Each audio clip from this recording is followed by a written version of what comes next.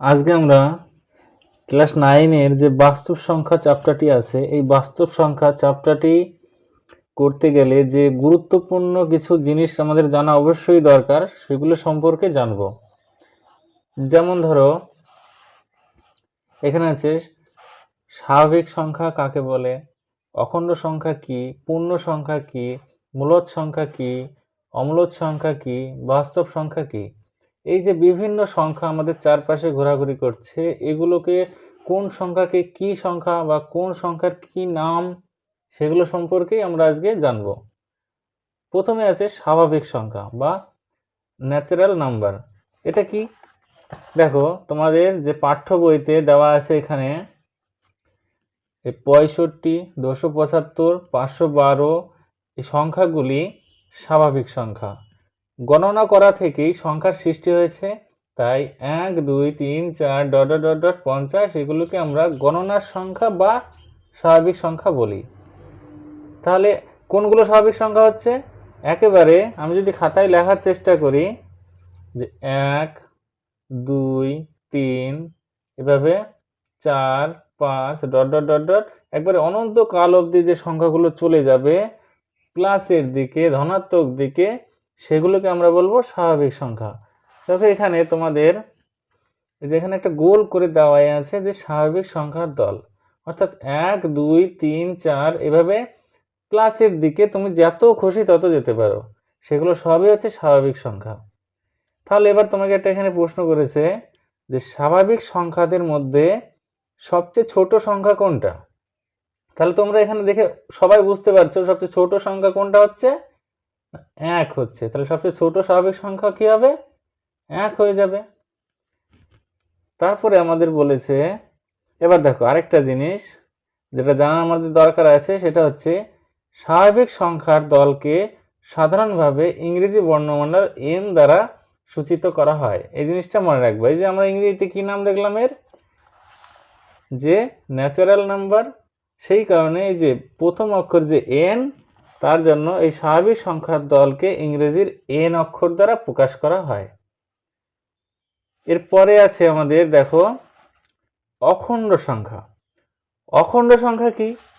তোমরা স্বাভাবিক সংখ্যা এর আগেই পড়েছো, দেখো যে 0, 1, 2, 3 ডট ডট ডট ডট এরা অখণ্ড সংখ্যা। স্বাভাবিক সংখ্যার দলে শূন্য রাখলে অখণ্ড সংখ্যার দল পাবো, অর্থাৎ শূন্য এবং স্বাভাবিক সংখ্যাগুলোকে মিলে অখণ্ড সংখ্যাও বলা হয়। অর্থাৎ কি বলতে চাইছে, দেখো তোমরা তো স্বাভাবিক সংখ্যা জানলে 1 থেকে একবারে অনন্তকাল অবধি প্লাসের দিকে। এবার অখণ্ড সংখ্যা কি? এই স্বাভাবিক সংখ্যার আগেই যদি আমি একটা শূন্য বসিয়ে দিই এবং 0, 1, 2, 3, 4, 5, 6 ডট ডট ডট ডট চলতে থাকলো এইদিকে প্লাসের দিকে, তাহলে এইগুলোকে আমরা বলবো অখণ্ড সংখ্যা। অর্থাৎ স্বাভাবিক সংখ্যার দলেই শুধুমাত্র একটা শূন্য জুড়ে যাবে, তাহলে কি হয়ে যাবে? অখণ্ড সংখ্যা কারা? শূন্য থেকে শুরু করে প্লাসের দিকে অনন্তকাল পর্যন্ত। এখানেও দেখো তোমাদের পাঠ্য বইতে অখণ্ড সংখ্যার দল বলে এখানে দেওয়া আছে যে স্বাভাবিক সংখ্যা এগুলো সব, এবং স্বাভাবিক সংখ্যার দলে একটা কি জুড়ে গেছে? শূন্য জুড়ে গেছে। সেই কারণে এই শূন্য থেকে শুরু করে প্লাসের দিকে অনন্তকাল পর্যন্ত এরা হচ্ছে অখণ্ড সংখ্যার দল। এবার 3 নম্বর আছে পূর্ণ সংখ্যা। দেখো আরেকটা জিনিস, যে অখণ্ড সংখ্যাকে আমরা কি চিহ্ন দ্বারা প্রকাশ করে থাকি? মনে রাখবে যে অখণ্ড সংখ্যাকে আমরা এই ডাবল দ্বারা প্রকাশ করে থাকি। এবার আছে পূর্ণ সংখ্যা। পূর্ণ সংখ্যা কি? তোমাদের পাঠ্য বইয়ে দেখো 2 নম্বর পেজের নিচে আছে, পূর্ণ সংখ্যার দলে দেখছি কিছু সংখ্যা শূন্য অপেক্ষা বড়, আবার কিছু সংখ্যা শূন্য অপেক্ষা ছোট। এদেরকে কি বলা হয়? দেখো, শূন্য অপেক্ষা বড় পূর্ণ সংখ্যা, অর্থাৎ যে প্লাসের দিকে অনন্তকাল অবধি চললো, 1, 2, 3 ডট ডট ডট ডট চললো, এদেরকে আমরা বলবো ধনাত্মক পূর্ণ সংখ্যা, পজিটিভ ইন্টিগ্রেটর। আবার শূন্য অপেক্ষা ছোট পূর্ণ সংখ্যা, অর্থাৎ -1, -2, -3 এদেরকে আমরা বলবো ঋণাত্মক পূর্ণ সংখ্যা। দেখো এখানে তোমাদের দেওয়া আছে, এইগুলো তো আমরা কি জেনে আসলাম, এগুলো হচ্ছে স্বাভাবিক সংখ্যা, আর তার সঙ্গে শূন্য জুড়ে গেলে হয়ে গেল অখণ্ড সংখ্যা, এবং এদের মধ্যে দেখো কিছু এই যে এগুলো জুড়ে গেছে, -1, -2, -3 এগুলো জুড়ে গেছে, তাহলে এদেরকে সব আমরা কি বলবো? পূর্ণ সংখ্যা। এবং এখানে আমাকে একটা বলে দিয়েছে যে কিন্তু শূন্য একটা পূর্ণ সংখ্যা যা ধনাত্মক বা ঋণাত্মক পূর্ণ সংখ্যা নয়, অর্থাৎ একে আমরা ধনাত্মকও বলতে পারবো না, ঋণাত্মকও বলতে পারবো না। এখানে যদি আমি এখানে লিখি যে পূর্ণ সংখ্যা কোনগুলো, তাহলে কি লিখতে পারবো? দেখো, 0 0 থেকে 1 2 3 এইদিকে চললো অনন্তকাল পর্যন্ত, এবং এই দিকে -1 -2 -3 -4 এইদিকেও চললো অনন্তকাল পর্যন্ত। তাহলে এরা সবাই কি সংখ্যা?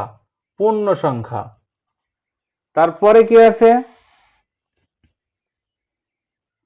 দেখো, তারপরে আছে মূলদ সংখ্যা। মূলদ সংখ্যা কি? আমি যদি আগে সংখ্যাটা লিখে নিই, মূলদ সংখ্যা কাকে বলে, তাহলে কি লিখব? যে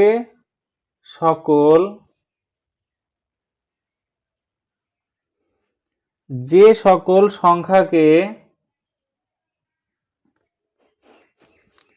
p/q আকারে প্রকাশ করা যায়,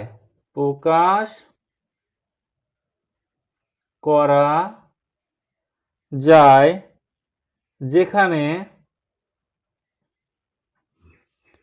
p ও q পূর্ণ সংখ্যা, এবং q নট ইকুয়াল টু 0, তাদের মূলদ সংখ্যা বলে। হলো। এবার দেখো, তোমাদের পাঠ্য বইতেও এটা খুব সুন্দর করে দেওয়া আছে যে সকল সংখ্যাকে p/q আকারে প্রকাশ করা যায় যেখানে p এবং q পূর্ণ সংখ্যা, q নট ইকুয়াল টু 0, তাদেরকে আমরা বলবো মূলদ সংখ্যা। দেখো, মূলদ সংখ্যা কি বলছে? p/q আকারে প্রকাশ করা যাবে। যেমন ধরো, এখানে তোমাকে দিয়ে দিয়েছে 1/2, 1/3, -2/5, এরা মূলদ সংখ্যা।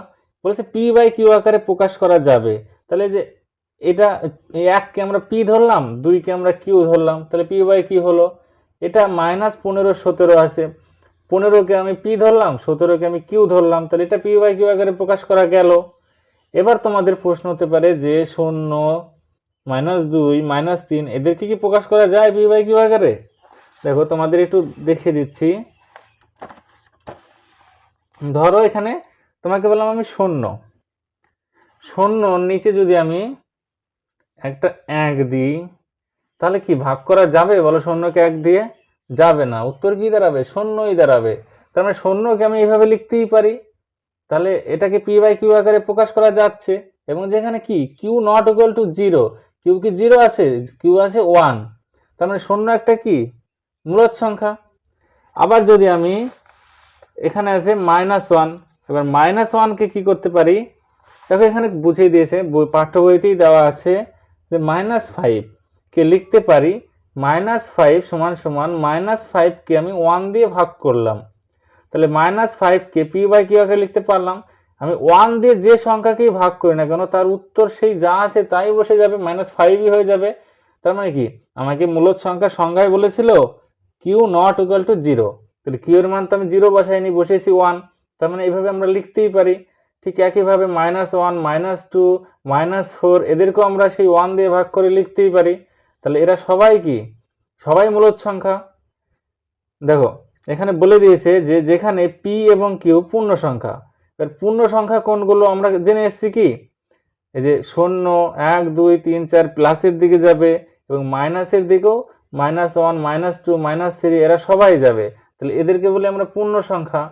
তাহলে যেখানে p এবং q পূর্ণ সংখ্যা, তাহলে এখানে p কোনটা? p হচ্ছে উপরেরটা -5, এবং q কোনটা? q হচ্ছে -1, যেখানে আমরা p/q আকারে লিখতে পারলাম সংখ্যাটাকে যে p q, যেখানে q not equal to 0, q আমার কত এসছে? 1 এসছে, তার জন্য -5 একটা কি মূলদ সংখ্যা।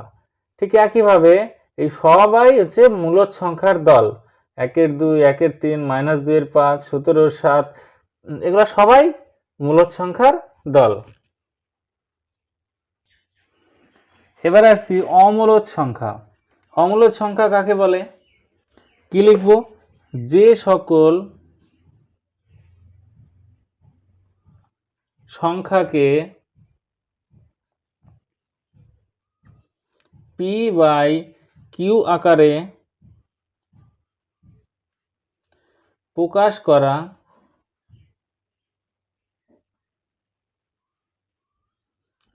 যায় না, যেখানে p ও q পূর্ণ সংখ্যা এবং q not equal to 0, তাদের অমূলদ সংখ্যা বলি। দেখো তোমাদের বইতেও এটা দেওয়া আছে খুব সুন্দর করে। কি বলছে? অমূলদ সংখ্যা যে সকল সংখ্যাকে p/q আকারে প্রকাশ করা যাবে না, যেখানে p ও q পূর্ণ সংখ্যা এবং q not equal to 0, তাদেরকে আমরা অমূলদ সংখ্যা বলে থাকি। দেখো যেমন √2, √3, √5 বা যেরকম দেওয়া থাকলো 0.101110, মানে যা মিলবেই না কোনোদিন, তাদেরকে আমরা কি বলে থাকি? অমূলদ সংখ্যা। যাদেরকে কখনোই আমরা এই ভগ্নাংশে লিখতে পারবো না, পূর্ণ সংখ্যায় লিখতে পারবো না, যারা সে ভাগ করে কোনোদিনও মিলবে না, এরকম সংখ্যাকে আমরা বলবো অমূলদ সংখ্যা। কয়েকটা অমূলদ সংখ্যা যদি আরো আমি উদাহরণ দিই, তাহলে কি বলতে পারবো? যেমন পাইয়ের মান, পাইয়ের একটা অমূলদ সংখ্যা। তারপরে এই √2, √7, এরা সব অমূলদ সংখ্যা। অর্থাৎ যেখানে আমরা এই যে উপরেরটা, এই যে p/q অর্থাৎ এই ভগ্নাংশে আমরা সংখ্যাটাকে লিখতে পারবো না, সেগুলোকে আমরা বলবো অমূলদ সংখ্যা।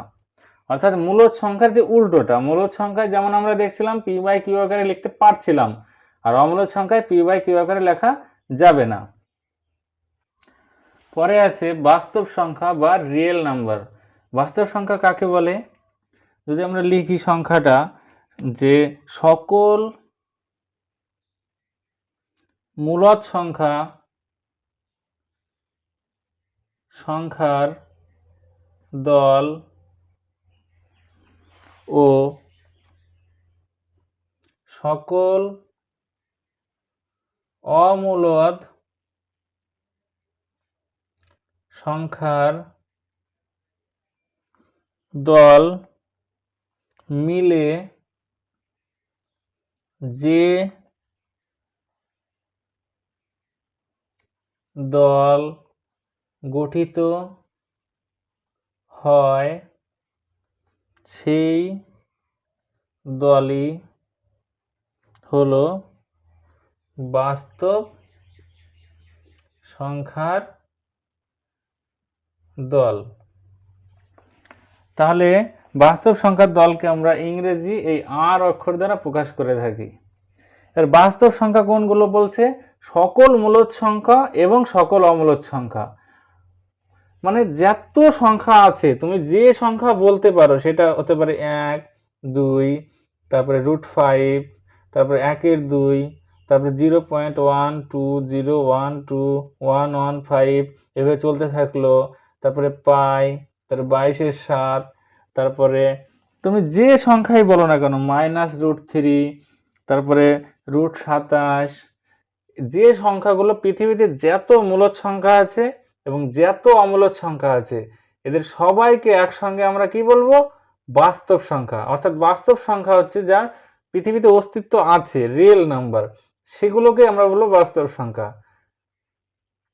তাহলে এই ছিল আমাদের স্বাভাবিক সংখ্যা, অখণ্ড সংখ্যা। তাহলে আরেকবার যদি আমি রিভাইজ করি, স্বাভাবিক সংখ্যা কোনগুলো? 1 থেকে শুরু করে পজিটিভ দিকে 1, 2, 3, 4 এভাবে চলতে থাকলো অনন্তকাল অবধি। অখণ্ড সংখ্যা দেখো, স্বাভাবিক সংখ্যার আগে যদি আমি একটা শূন্য বসিয়ে দিই, তাহলে যে সংখ্যাগুলো পাবো সেগুলো সবই অখণ্ড সংখ্যা। পূর্ণ সংখ্যা কি? পূর্ণ সংখ্যা হচ্ছে শূন্য এর প্লাসের দিকে অনন্তকাল পর্যন্ত এবং মাইনাসের দিকে অনন্তকাল পর্যন্ত, এগুলোকে বলা হয় ধনাত্মক পূর্ণ সংখ্যা, এগুলোকে বলা হয় ঋণাত্মক পূর্ণ সংখ্যা। তারপরে যদি মূলদ সংখ্যা বলি, যে সকল সংখ্যাকে পি বাই কিউ আকারে প্রকাশ করা যাবে এবং যার কিউ নট ইকুয়াল টু 0 এবং পি ও কিউ পূর্ণ সংখ্যা হবে। যেমন উদাহরণ এখানে যদি লেখা হয়নি, যদি লিখি √5 হবে, ধরো √4 লেখা যাবে। √4 কত? এর বর্গমূল করলে 2, আর 2 এর নিচে যদি আমরা একটা 1 বসাই তাহলে 2ই থাকবে। তারপরে যদি বলি -2, তারপরে -5, 7, এরা সবাই কি মূলদ সংখ্যা। অমূলদ সংখ্যা যাদেরকে আমরা পি বাই কিউ আকারে প্রকাশ করতে পারবো না, যেমন যে পাই, √2, √7। বাস্তব সংখ্যা অর্থাৎ সমস্ত যত সংখ্যা আমরা উপরে পড়ে আসলাম, স্বাভাবিক, অখণ্ড, পূর্ণ সংখ্যা, মূলদ, অমূলদের সবাইকে একসঙ্গে বলা হয় বাস্তব সংখ্যা।